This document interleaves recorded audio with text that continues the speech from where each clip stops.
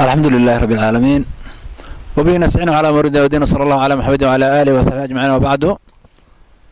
guud ahaan waxaan la hadlaynaa marka koowaad muslimiinta meel kasta ay joogaanba iyagoo aan khayr ka daalin oo ummadda caawiya sidaan hore ugu baranayba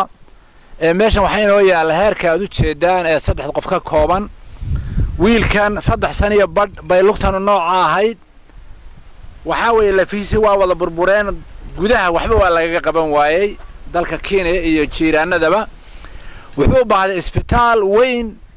oo caalami ah ama lugta hala gooyo ama si la yiraahdo saas baa loo soo saaray oo dadka loo soo sheegay waalidka gacanta ku hayay hooyadii wataas waxay xidhan tahay muddo dhowr iyo 10 sano say inoo sheegeen heerku ayadii oo gacanta ku haysa waa taa tabcaanka ah heerka marka wax kasta oo ummadda maxaan ku yiraahdaa culaysinaya baa haya codsiga aan dirayna waxa weeye hadii aanu nahay dadka culimada ah ee magaalada Ifa jooga ee qaxootiyada jooga dadka iyaga in la soo caawiyo loo soo gargaaro ninkana dhakhtar loo geeyo islaanta xanuunsanaysa ee waarana qaabkii maxaan ku yiraahdaa loola tafaacul la sameeyo noloshooda iyo maxaan ku yiraahdaa deganaanshahoodana wax looga qaban lahaa ayaan muslimiinta u weydiinaynaa waxaan rajaynaynaa jawaab saad bixin doontaan hadii la yiraahdo bismillaah alxamdulillaah wasalaatu wasalaamu ala rasuulillaah sallallahu alayhi wasallam ba'du walaalayaal barakallahu fiikum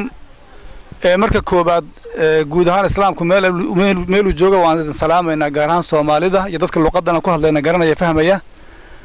maanta waxaan marti idin ku nahay oo marti Ilaahay magan idin ku nahay reerkaas maamadaasi waa maamada waayeelka hooyadana way jiisaysaa oo way dhutanaysaa waa naafo maamada kala gabadha kale iyada dhashay iyadoo 12 sano ayay sidaas silsilad ugu xiranta waxa u jeedaan waa silsilad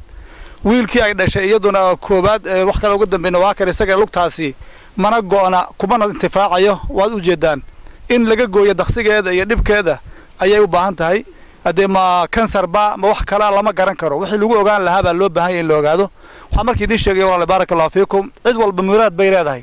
muraadka waxa ka mid ah in walba muraadkiisa sadaqada Ilaahay subhanahu wa ta'ala nabiga sidoo inoo sheegay wax lagu daweeyo dadka jiran baa lagu daweeyaa ka kansarka qaba lagu daweeyaa ka dhiigga qaba lagu daweeyaa kan macaanka qaba lagu daweeyaa ka waalan baa lagu daweeyaa in walba muraad buu leeyahay ninkii muraad leh ee muslimiinta maqlaysa kamida waxaan ka codsanaynaa dadka walaalaha inay u soo gurmadaan inay soo caawiyaan Ilaahay dartiina u soo caawiyaan nabigu wuxuu alayhi salaatu wasalaam sadaqadu waa xijaab bay naarta ka tahay waxa kale nabigu alayhi salaatu wasalaam maalinka qiyaamada la tago oo harka Ilaahay mooyo arshiga mooyo wax kale uusan jirin nin walba sadaqadiisu harsanaya inta leekaatay Ilaahay uu harsanaya nabigu wuxuu alayhi salaatu wasalaam qofku hadii uu sadaqaysto oo kasab xalaal oo ka sadaqayso Ilaahay baa gacantiisa kaga aqbala isla markaan Ilaahay baa u barbaariya oo sidii aan mataqaana faras weyn ama darmaan weyn loo barbaariyo kale ugu barbaariya Ilaahay jabal ama buur oo kale sadaqadu noqotaa isla markaan nabigu wuxuu alayhi salaatu wasalaam sidaas isagoo u baahan maalinka qiyaamo ayuu harsanaya hooska Ilaahay hooska sadaqadiisu harsanaya nabigu alayhi salaatu wasalaam xadiis yaani mataqaana albani hasan lagayri oo ka dhigay wuxuu nabigu yiri daawu